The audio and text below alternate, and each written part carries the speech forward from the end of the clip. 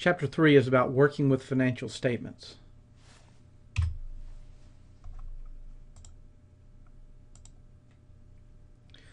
So in Chapter 3, what we want to focus on is how to standardize financial statements so that we can compare them across companies, how to compute and interpret important financial ratios, and what are the determinants of a firm's profitability and growth. And what we also want to do is make sure that we understand the problems that we may run into when we try to perform a financial statement analysis. So the chapter is organized in this fashion, and we're going to talk about things in sort of a little different approach. So we're going to move forward. So the first thing we know is we've looked at financial statements. We know what those components of those financial statements are. But we can imagine times when we'd like to compare financial statements across companies that are very different in size, or that we might want to compare a single company's performance through time. And if we just try to look at the dollar amounts, that's going to be pretty different, because we know that companies' sales and revenues and profits and levels of assets change over time. So we'd like to have a consistent way to look at these types of issues. So the first thing we're going to do is we're going to create common size balance sheets and common size income statements. And so to create a common size balance sheet, all we're really going to do is take all of the accounts on the balance sheet and divide by total assets. So each dollar value now becomes a percentage of total assets. Likewise, on the income statement, we're going to take all the line items and divide by sales or revenues so that each item becomes a percentage of sales or revenues. And the reason why we're going to do this is because it's going to make it really easy to compare year over year or across industries, firms that are different sizes, etc. So here we have Table 3.1 from your textbook, the Prufrock Corporation. And here are some balance sheets for 2 years given to us in a column format. So the first part is the assets, the second part is the liabilities and owner's equity. Instead of being left and right, it's top and bottom. And if we look at these numbers, we see that assets are changing somewhat considerably, and our liabilities are also changing. And so we could say, well, current assets, cash increased from 84 to 98, so that's an increase of 14, but I don't really know what sort of magnitude that is. It'd be nice if I could do something with this so that I can actually tell something about what's going on. So what we're going to do is we're going to divide everything on 2013 by 2013's total assets, and everything on 2014 by 2014's total assets. And we'll get a picture that looks like the next slide. So here we are. We have our columns, each divided by the particular year's total assets. And then we've added a third column over on the far right-hand side that represents the change, what happened. Now I'll go ahead and tell you that when we created this table, there had to be some rounding. And so the change column might be off a little bit because of the fact that we rounded the percentage for 2013 and we rounded the percentage for 2014. And then we also had to round the percentage for the change. So there may be a little bit of rounding error, but don't worry too much about it. You'll get the picture here. So here we have 2013 and 2014. Now, the first thing we can do is we can say, did our investment in a particular type of asset change considerably from 2013 to 2014? So for example, accounts receivable was 4.9% of total assets. Now it's 5.2%. So we've talked about what accounts receivable means. What's the connection of accounts receivable to our firm's operations? And so we can kind of tell what direction the firm went here. They increased their accounts receivable by 0.3%. And we can kind of interpret, well, what does that mean in terms of the firm's operations. Do the same thing for inventories and for fixed assets. So we can see that there's a decline in fixed assets of about 0.6 or 0.7%. We can do the same thing on the liabilities and owner's equity side. The bottom line is that it's easier for us to look at what proportion a balance sheet item is as a percentage of total assets than to try to look at the dollar amounts. It's going to be much better for us to interpret and analyze in this kind of a form. Now, likewise, we could look at the income statement and we would see that we have some dollar values here for the line items that we're familiar with. But what if we computed a common sized income statement? So we divide everything here by sales. If we divide everything by sales, then we have what we see on this slide. Again, it's table 3.4. We have a percentage of sales, so we can tell, well, in this particular year, 58.2% of our sales went to pay our cost of goods sold. 11.9% of sales went to depreciation. So, for example, for every $1 of sales that we generated this year, a little over 58 cents went to cost of goods sold. So that means that we kept a little under 42 cents as operating profit before depreciation. And we can look at our numbers here and kind of get a better feel for how we're using our cost structure than if we were looking at dollar values. So again, we can tell more about what's going on in this way. So now imagine that we wanted to make some sort of comparisons through time or between companies. Now those common size income statements would be helpful. They would be useful. But another thing we can do is to perform a standard ratio analysis. Ratio analysis allows us to have a little bit better comparison. It allows us to use things both internally and externally. And what we want to focus on is what is the ratio trying to measure and why is that information important. And the reason why I want to stress this is most students get caught up in having to look at how many ratios we have or thinking about math. All you have to be able to do for ratios is add, subtract, multiply, and divide. That's all. So this is not difficult mathematics. So what we want to say is, instead of focusing on the math, let's focus on why the ratio is important. What's it trying to measure? Before we start, we want to focus on some categories of financial ratios that your book points out.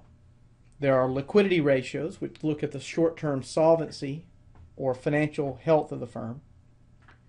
We've got financial leverage ratios, which look at our long-term debt use. We have asset management. How are we using our assets and are we using them appropriately? Profitability ratios. Those are pretty self-explanatory.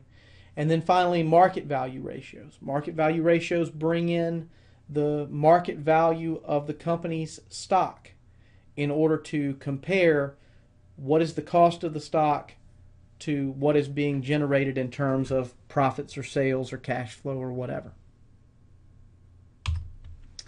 So table 3.5 in your book presents some common financial ratios. And you will need to know these for our exams this semester. However, we're going to work through some of these in class so that you have some practice and you recognize which ones are really important and which ones are just kind of sort of important.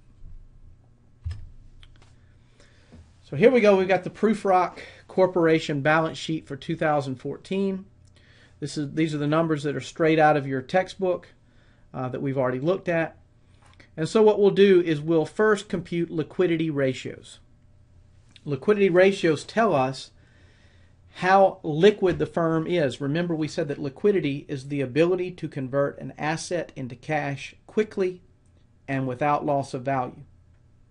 So the question that we ask ourselves here is, let's suppose that we had to pay off our short-term obligations by liquidating our short-term assets. Could we do it? How easily could that be done? Do we have enough current assets to be able to pull that off? So these three ratios that we have will give us three different measures of our ability to pay our short-term debts.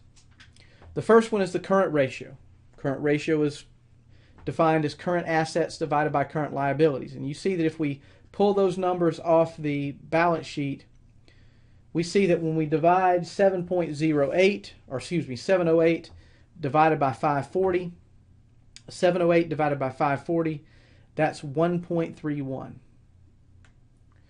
So we could pay our short-term liabilities using only short-term assets 1.31 times. Another way to think about this is for every dollar of current liability we have $1.31 of current assets. So we're in pretty good shape in terms of the current ratio. Second, we have the quick ratio. The quick ratio says, well, what if we had to pay our current liabilities quickly? We've talked about that the one asset account in current assets that might cause us some problems is inventory, because in order to liquidate inventory, we've actually got to sell it. And so what we're going to say is, well, let's take current assets and let's throw inventory out. So subtract inventory out of our current assets, and then let's just take what's left over. In this case, that'd be cash plus accounts receivable. And let's see how easily we'd be able to pay our current liabilities. So we take our current assets of 708, subtract out our inventory of 422, and divide by current liabilities of 540. And we see that our quick ratio is 0.53. Well, that seems like a problem, because that means that if we had to pay our short-term debts quickly, we really wouldn't have enough money, and we're probably not very close to having enough money to pay our current liabilities using our quick assets. The third item that we look at is the cash ratio. And this is the situation where we're looking at, do we have enough cash to pay our debts? Obviously, we don't want to have to sell our accounts receivable or our inventory. Those are things that are part of our operating process. But do we have enough cash on hand to where we could cover our debts quickly? And we see there 98 divided by 540, 0.18, means that we've only got 18 cents of cash per $1 of short-term debt. So there's no way we're going to be able to pay our short-term debts quickly and not have to liquidate our assets, our short-term current assets. The second thing we want to look at is financial leverage ratios.